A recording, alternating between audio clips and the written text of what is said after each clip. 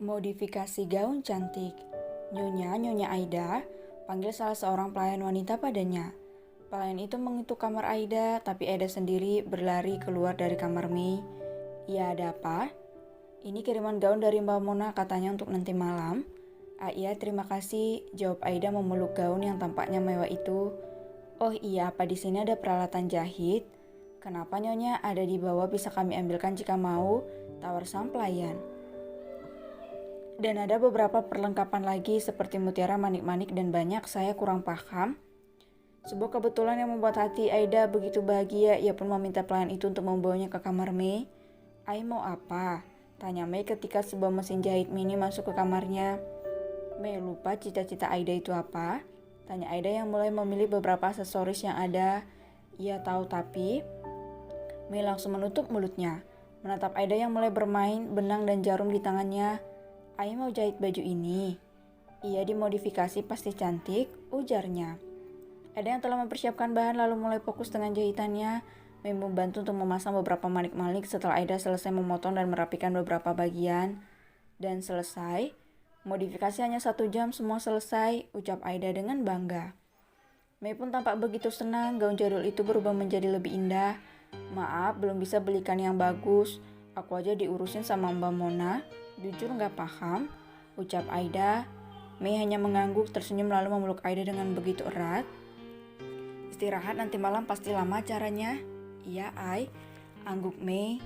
Aida pun keluar dari kamar Mei dan menuju kamarnya sendiri. "Ngapain aja di kamar Mei seharian? Gibahin saya?"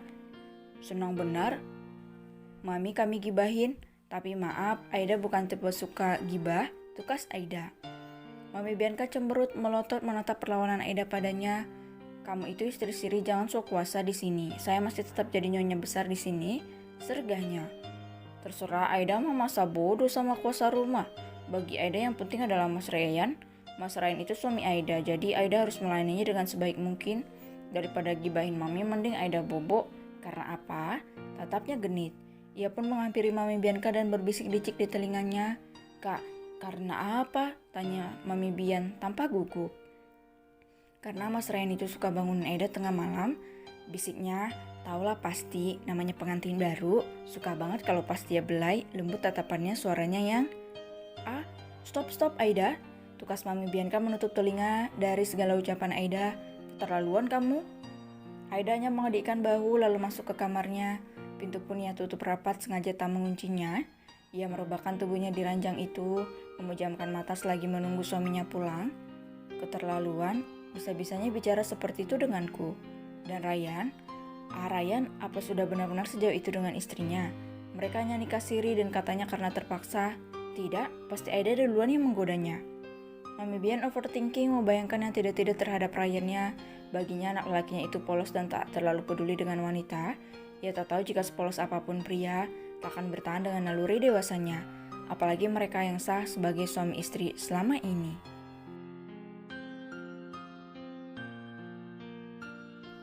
"Jangan panggil dia Tono. Make upnya sudah, Nyonya," ucap seorang pelayan yang diminta mendandani Aida. Ia kini tampak semakin cantik dengan make up yang terpoles di wajahnya itu. "Ini gak ketebelan?" tanya Aida pada sang suami. "Enggak, itu masih terkesan natural. Kemarin lebih menor dari itu," jawab Ray yang datang dan membantu Aida menarik resleting gaunnya.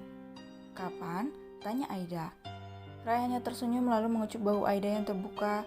"Bisa-bisanya Mona memberimu gaun seperti ini, terlalu terbuka," gerutunya. Aida nanya, "Kapan Aida menor?"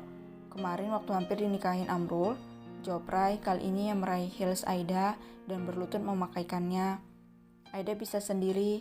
Aida menunduk berusaha meraih sepatu itu dari Ray, tapi itu justru membuat Ray menatap pada anak kembarnya yang terbuka. Aida pun langsung menutupnya. "Maaf Mas, Aida duduk deh.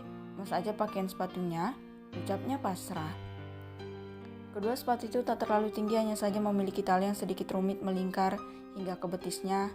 Cup, Rai mengecup sekali betis itu usai memakainya pada sang istri. Ia pun mengulurkan telapak tangannya. Ayo, ajaknya lembut.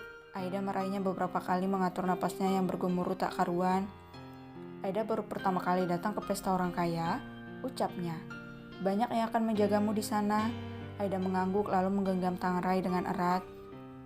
Mereka berdiri dan berjalan berdua untuk turun ke bawah menemui yang lain. Mana lama banget, kurutu Mami Bian yang telah menunggu dari tadi. Sabarlah, yang mendandani saja baru keluar. Jawab Sam sibuk dengan jam tangan barunya.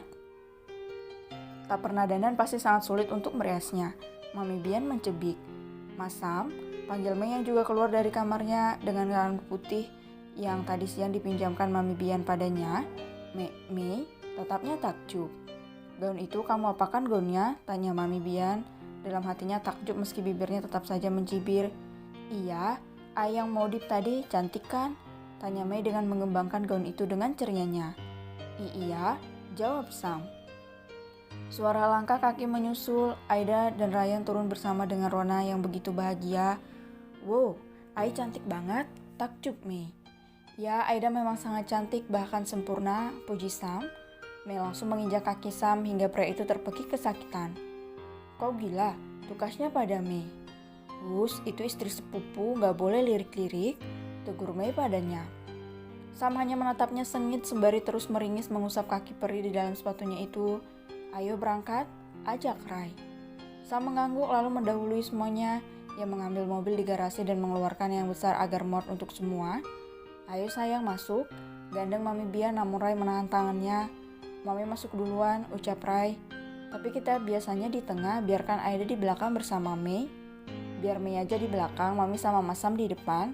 Tawar Mei berusaha menengahi. Bagaimana, Mam? Tanya Rai. Atau enggak Mami di tengah sama Mei, Aida di belakang sama Mas Tono, gak apa-apa, iya kan Mas? Tatapnya manja pada sang suami. Saya jijik ketika kamu manggil Ryan itu Tono. Hentikan. Mam please. Kedip mata Rai padanya. Baiklah Mami di depan. Tempat Mami memang di depan. Mami tak akan pernah pindah ke belakang. Ingat itu, kesalnya. Rai hanya mengangguk dan menganggukkan kepalanya ke samping, membukakan pintu untuk sang Mami duduk di sebelah Sam. Begitulah isi susunan mobil art part yang dikemudikan Sam saat ini. Dan Mei pun begitu tenang duduk di belakang tanpa mau bicara sama sekali.